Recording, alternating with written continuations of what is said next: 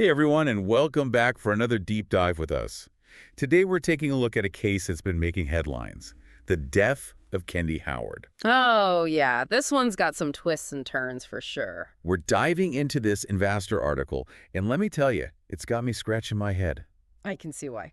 On the surface, it looks like an open and shut case, but when you start digging into the details... Well, things aren't always what they seem. So let's set the scene.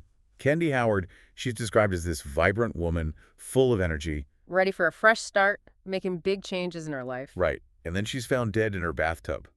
Gunshot wound to the head. Classic suicide setup, you might think. Her husband, Dan, calls 911, claims it's suicide. Case closed, right? Not so fast. Not so fast. The article paints a different picture of their relationship.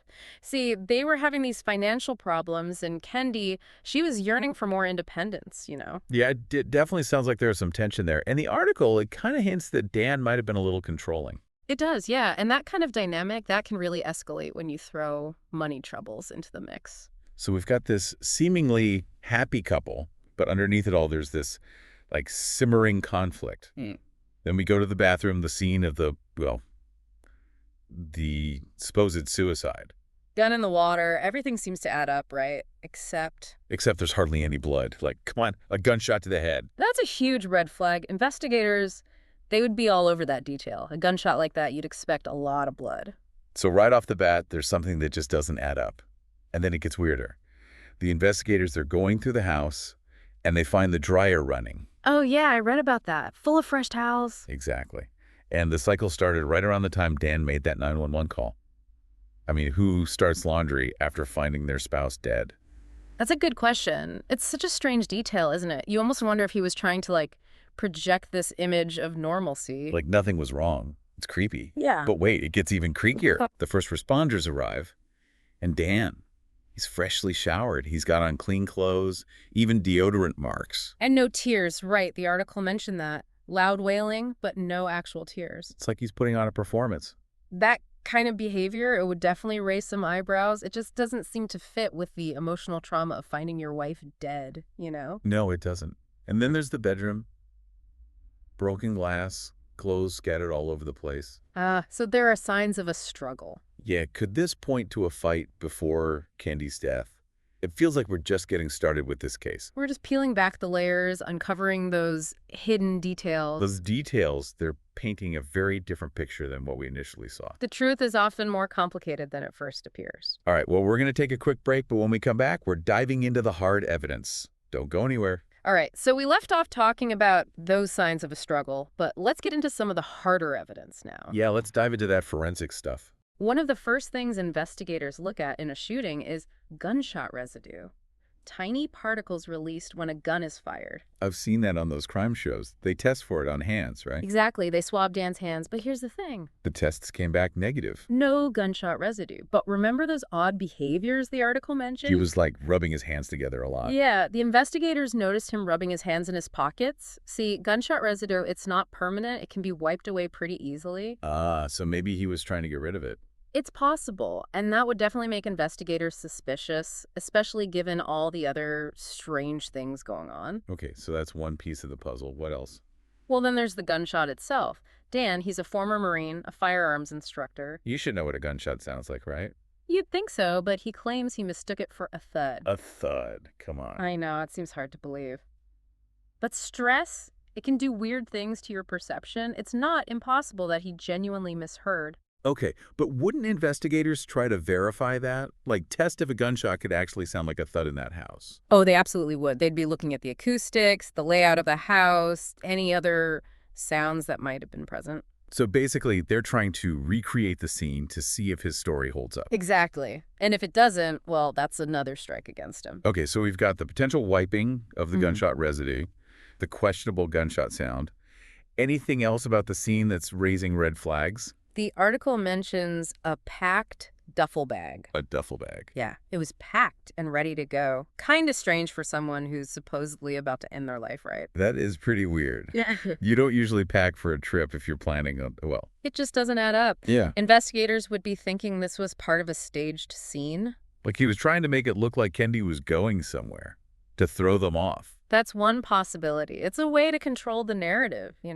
to make the implausible seem plausible. So it's not just about the physical evidence, it's also about the psychology behind it all. Exactly. Trying to understand the thought process of the potential perpetrator. It's like those investigators are playing a game of chess, trying to anticipate the next move. You got it. They're looking for any slip-up, any inconsistency that could point them in the right direction. So far, it seems like they've found quite a few inconsistencies. Yeah, the evidence is starting to pile up. But there's one more thing we need to talk about. What's that? Kendi's daughter, Brooke. Remember her? Yeah, the article mentioned her briefly. Well, she directly accused Dan of murder during a phone call with him that was overheard by investigators. Whoa, hold on. She thinks her dad killed her mom. It seems that way. And her accusation, it visibly shook Dan. So that's got to be a huge piece of the puzzle for investigators, right? Yeah. A family member pointing the finger. It is, but they have to tread carefully. Emotions run high in these situations, and they need to be sure it's not just based on, personal feelings. So they have to look for evidence to support her claims. Exactly. Investigate her statements, see if they line up with the facts of the case. Wow, this case is getting more and more complicated by the minute. It's like every time we turn a corner, there's a new twist. That's what makes it so intriguing, right? It's like a real-life mystery unfolding before our eyes. I'm totally hooked. Yeah. What happens next? I need to know. Okay, so we've covered a lot of ground here, but it seems like the Investor article, it leaves us with more questions than answers. It does, yeah. That's the thing with these complex investigations. They rarely tie everything up neatly with a bow. Like we're left with all these puzzle pieces, and we're trying to figure out how they fit together. Exactly. And sometimes there are pieces missing.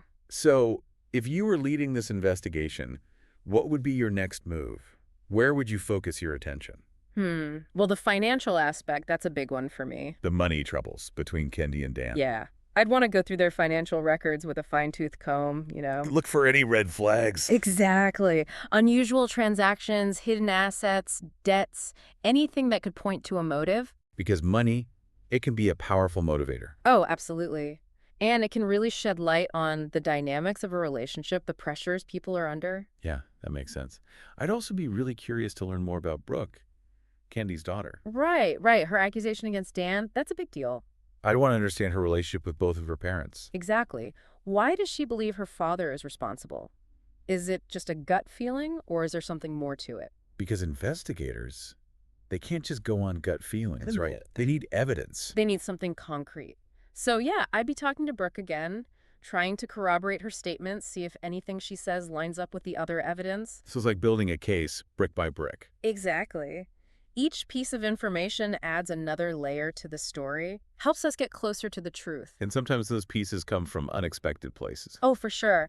I'd also be looking into any potential witnesses, anyone who might have seen or heard something suspicious around the time of Kendi's death. Like neighbors. Neighbors, friends, anyone who might have interacted with Dan or Kendi in the days leading up to it.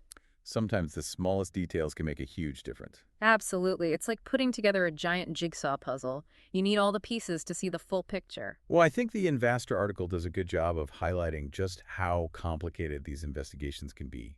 It really does. It shows us that there's always more than meets the eye. And that we should never jump to conclusions. Right. We need to stay curious, keep asking questions, and be open to the possibility that the truth might be something we never expected. This whole case, it's like a reminder that life can be a lot stranger than fiction. And that the pursuit of truth, it's not always a straight line. There are twists and turns along the way. Well, I want to thank you for joining us on this deep dive into the mysterious case of Kendi Howard. It's a case that's sure to stick with us for a while. It is, yeah. And who knows, maybe someday we'll have those missing puzzle pieces and finally get the answers we're looking for. Until then, we'll just have to keep our eyes and ears open. And as always, thanks for listening.